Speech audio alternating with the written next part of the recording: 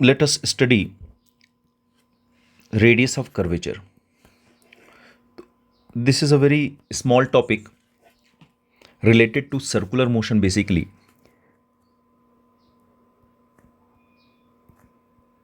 Radius of curvature. Short में इसको ROC भी कहते हैं. एक्चुअल में कर्वेचर का मतलब होता है कर्व पाथ. तो अगर कोई पार्टिकल है जो सर्कुलर मोशन में मान लो चल रहा है, तो हम ये जानते हैं कि ये वेलोसिटी होती है इसकी टेंजेंशियल, और सेंटर की तरफ एक एक्सेलरेशन लगता है और इसको हम लोग सेंट्रीपिटल एक्सेलरेशन कहते हैं. सेंट्रीपिटल एक्सेलरेशन की यही प्रॉपर्टी होती है कि it has to be perpendicular to velocity. अगर मान लो यहाँ पे पार्टिकल, यहाँ पर वेलोसिटी है, तो सेंट्रीपिटल ऐसा लगेगा. सेंट्रीपिटल हमेशा वेलोसिटी के परपेंडिकुलर होता है. और हम जानते हैं कि सेंट्रीपिटल एक्सेलरेशन, इसका जो फॉर्मूला है, this is equal to v²/r, where r is the radius. So अगर हम r निकालना चाहें तो हम ऐसा निकाल सकते हैं v²/acp. अब होता क्या है कि अगर सर्कुलर मोशन है तब तो हम इसको सेंट्रीपिटल एक्सेलरेशन कह देते हैं, लेकिन अगर सर्कुलर मोशन नहीं है, कोई दूसरा मोशन है बट कर्व्ड है, मान लो कोई पार्टिकल ऐसा चल रहा है, तो अब ये तो सर्कुलर नहीं है, और मान लो इस डायरेक्शन में वेलोसिटी है, तो इसके जो परपेंडिकुलर एक्सेलरेशन होगा, इसका एक्सेलरेशन कहीं भी हो सकता है, लेकिन जो परपेंडिकुलर कंपोनेंट होगा, जो हमने यहाँ पढ़ा है कि जो परपेंडिकुलर कंपोनेंट यानी सेंट्रीपिटल एक्सेलरेशन होता है, वो केवल वेलोसिटी का डायरेक्शन चेंज कर सकता है. वैसे ही यहाँ पर अगर वेलोसिटी का डायरेक्शन चेंज हो रहा है और मैग्नीट्यूड चेंज नहीं हो रहा है, तो हम ये बोल सकते हैं कि there has to be a normal acceleration. तो यहां सर्कुलर मोशन में हम जिसको सेंट्रीपेटल कहते हैं, नॉर्मल मोशन में या कोई कर्व मोशन में हम उसको नॉर्मल एक्सेलरेशन या परपेंडिकुलर एक्सेलरेशन कहते हैं. दोनों का काम वही है, बस सेंट्रीपेटल का स्पेशल वर्ड आता है सर्कुलर में और नॉर्मल का वर्ड आता है किसी भी तरह के कर्व मोशन में. तो जब कर्व मोशन होता है और वेलोसिटी का मैग्नीट्यूड चेंज नहीं हो रहा है, केवल डायरेक्शन चेंज हो रहा है, तो हम कह सकते हैं कि उस पर एक परपेंडिकुलर फोर्स लग रहा है, जैसे सर्कुलर मोशन में सेंट्रीपिटल लगता है. इस एक्सेलरेशन का नाम इन जनरल परपेंडिकुलर या नॉर्मल एक्सेलरेशन होता है.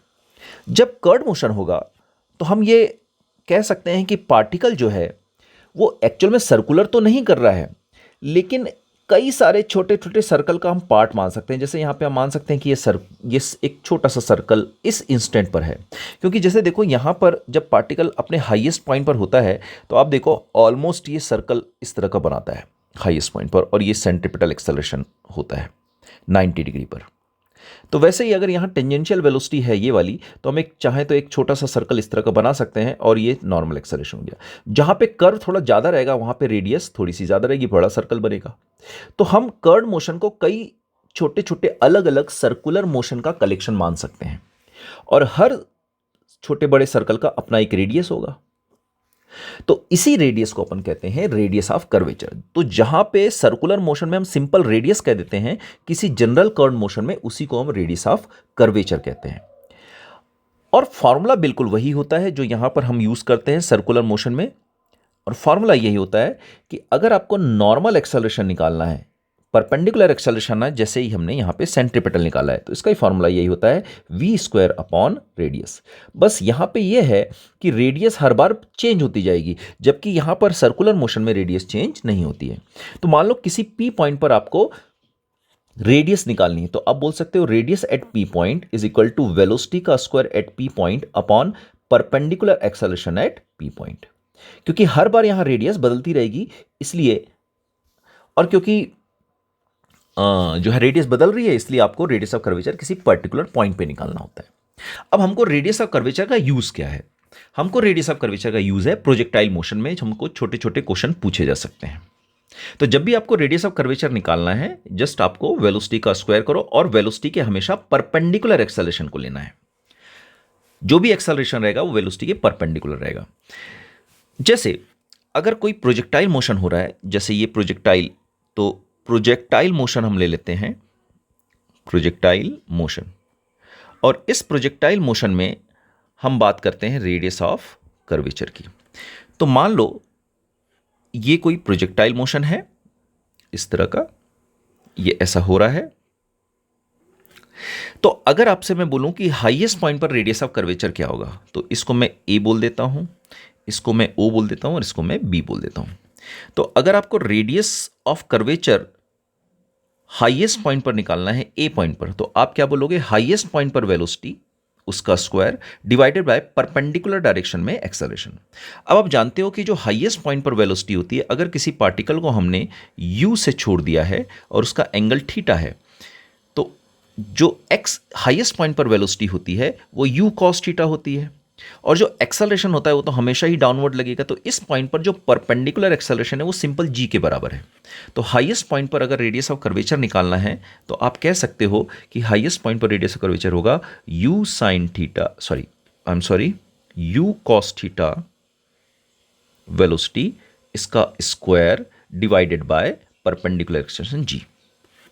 अगर आपको प्रोजेक्शन पॉइंट पे निकालनी है, ओ पॉइंट पर निकालनी है, तो आप देखो एक्सेलरेशन कहां लग रहा है प्रोजेक्शन पॉइंट पर।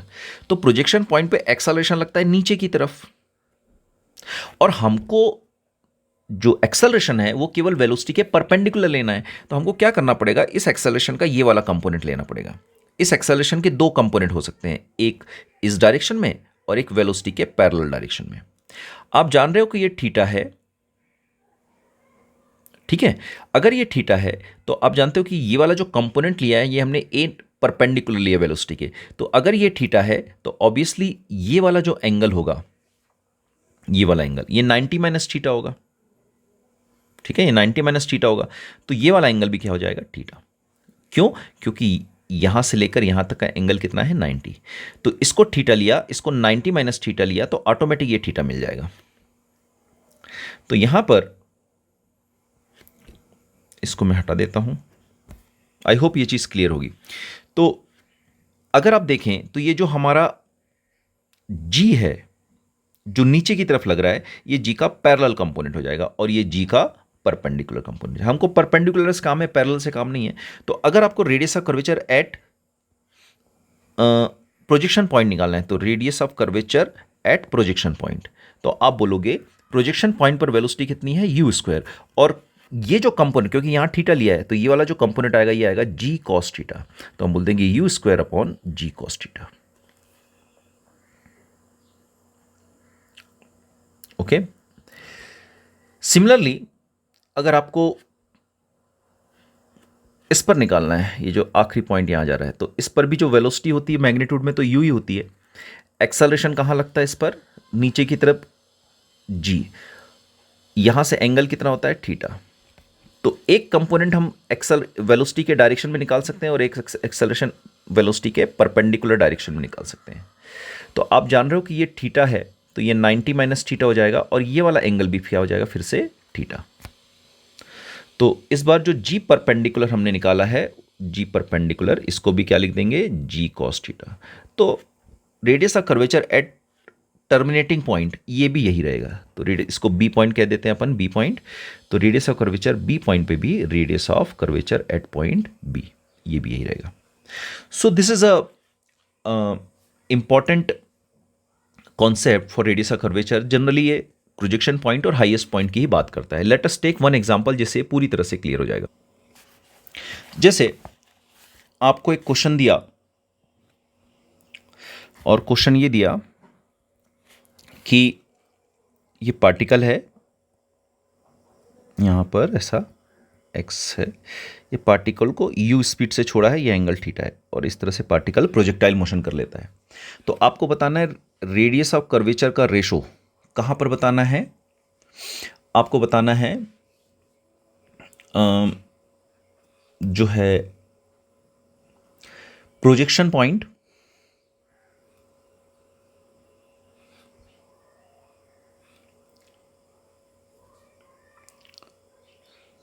ओ और radius of curvature eight highest point, इसका रेशो बताना है। तो ये अब तो बहुत ही आसान हो गया क्वेश्चन। क्या करेंगे सॉल्व करने के लिए, अभी हमने देखा है कि प्रोजेक्शन पॉइंट पर क्या होता है, ये तो कौन सा पॉइंट था, प्रोजेक्शन पॉइंट। तो प्रोजेक्शन पॉइंट पे क्या होता है, प्रोजेक्शन पॉइंट पे होता है u square upon g cos theta. और अभी अपन ने देखा कि हाईएस्ट पॉइंट पर क्या होता है, हाईएस्ट पॉइंट पर हमने देखा कि यू कॉस थीटा का स्क्वायर बाई जी, है ना, ये हाईएस्ट पॉइंट पर देखा था अपन ने। तो जब इनका रेशो लेंगे तो u square upon g cos theta, यहाँ पर आ जाएगा u square cos square theta, यहाँ पे आ जाएगा जी, जी से जी कट गया, यू स्क्वायर से यू स्क्वायर कट गया, तो this will be 1 upon cos cube theta. So this will be answer. So this is a very small concept of radius of curvature. I hope this will clear the concept.